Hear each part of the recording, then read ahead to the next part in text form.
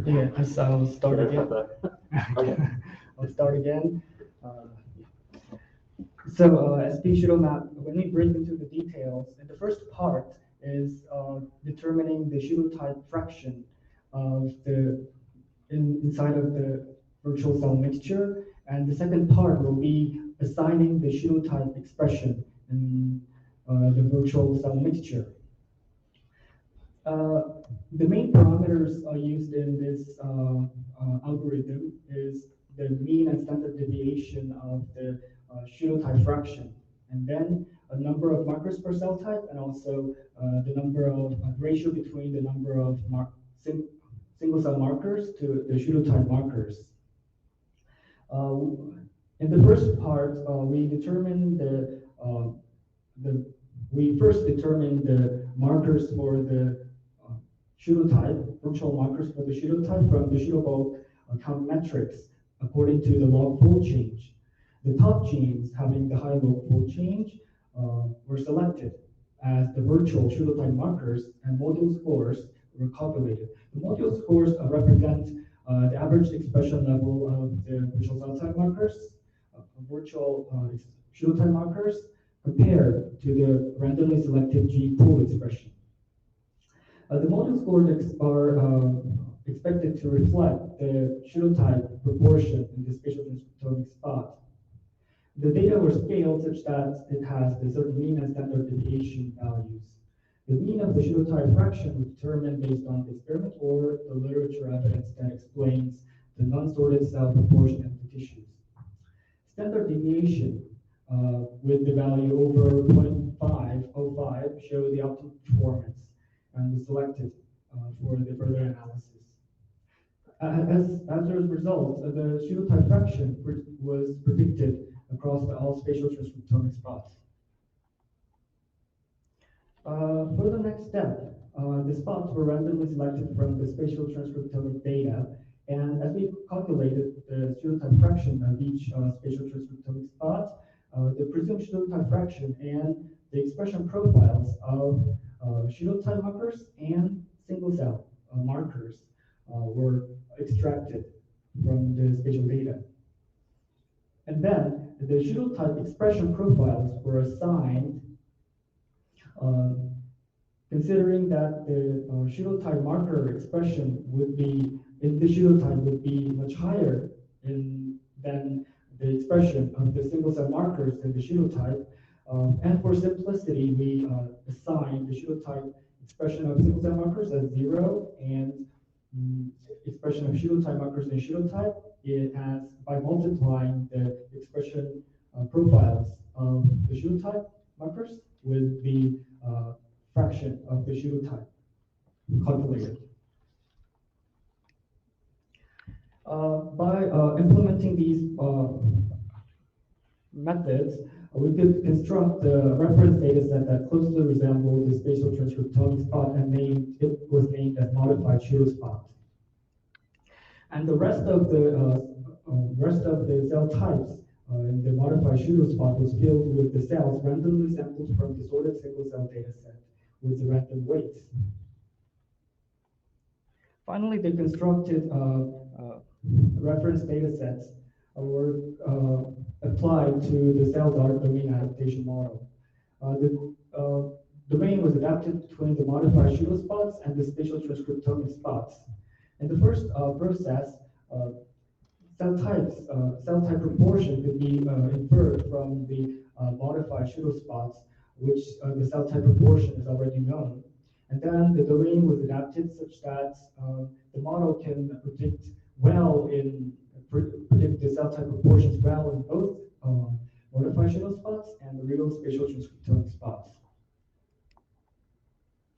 We utilized 3 different data sets for the validations and applications of SPSeudomap.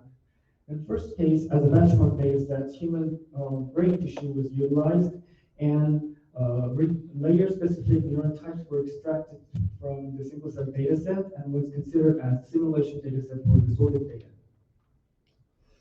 SPSeudomap was compared with the computing methods, the cell dart and cell to location, and tested whether we can accurately map the subpopulation single cell directly to the spatial data. For the next validation, mouse brain clonal sections were utilized, and also the region-specific neuron types were extracted and considered as simulation data sets for the sorted data set. SP pseudomap was the cell type proportion was calculated as pseudomap, and this time the cell dart and cell to location was applied utilizing the whole original single cell data covering the whole cell types. Then it was considered as a gold standard for the evaluation of performance of SP pseudomap. Finally, SP pseudomap was applied in the sorted single cell data sets, CD45 positive single cell data sets, to infer the spatial compositions of immune cell populations. And it was also compared with the cell darts covering the whole cell types with the single cell data sets obtained from the same patient as the spatial data.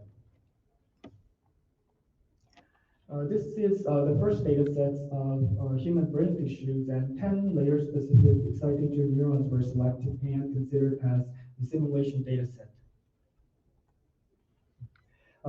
This shows the spatial mapping results of the 10 layer-specific excitatory neuron types predicted by SP pseudomap, and it shows the layer-specific distribution patterns according to the corresponding anatomical locations.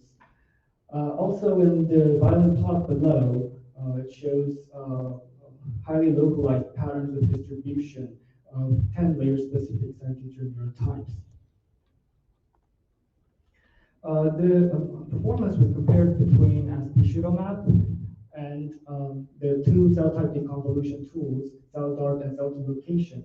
And SP pseudomap was superior to cell dart in 8 out of 10 and cell to location in 7 out of 10 cases. For the next, it was for the mouse brain coronal data set. The region-specific neuron types were main region-specific neuron types were mapped to the tissues, and it was accurately localized to the corresponding anatomical location defined and supervised clustering and annotation based on the Allen reference atlas. The SP pseudomap results were similar to the cell dart, which was considered as a reference. Also, for the minor cell populations, the neuron types were localized to the corresponding anatomical locations or similar to the reference results by cell dart. Finally, for the breast cancer data set, CD45 positive cells were mapped to the tissues using SP pseudomap. And the immune cell types, macrophages, B cells, and CD8 positive and T like cells populations that were spatial distributions were predicted, and it was comparable between the two methods. And correlation between the cell dart and SP pseudomap in predicting the spatial compositions of immune cells were compared, and it showed the positive correlation between the two methods, except for CD8 NKT-like cells showing low abundance in the tissues. I'll skip this.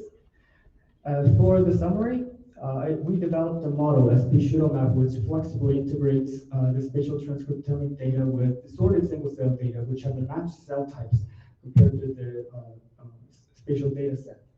It was performed by assigning a pseudotype, which is exclusive cell types present in the tissues, and assigning this proportion of the pseudotype, and the expression profiles were assigned based on the pseudobulk transcriptomic analysis.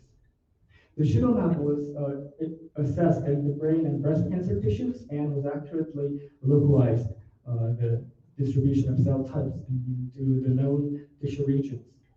It could be applied to the publicly available data sets as sorting data sets and shed light on the spatial dynamics of the few cell populations. I would thank for the Professor Hong Yun Chair and Louis Lee for teaching us throughout the whole project. Thank you for listening.